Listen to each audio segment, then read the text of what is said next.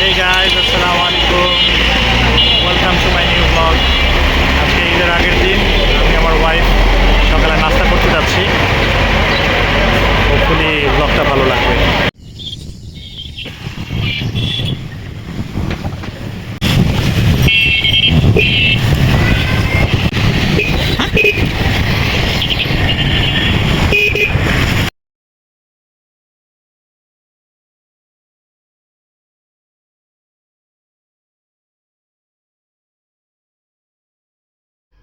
লালবাগের রাস্তা এটা খুবই চিপা রাস্তা।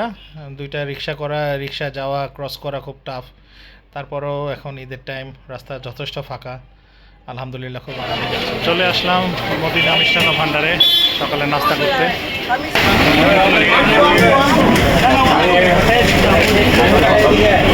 Hai, 200 টাকা 200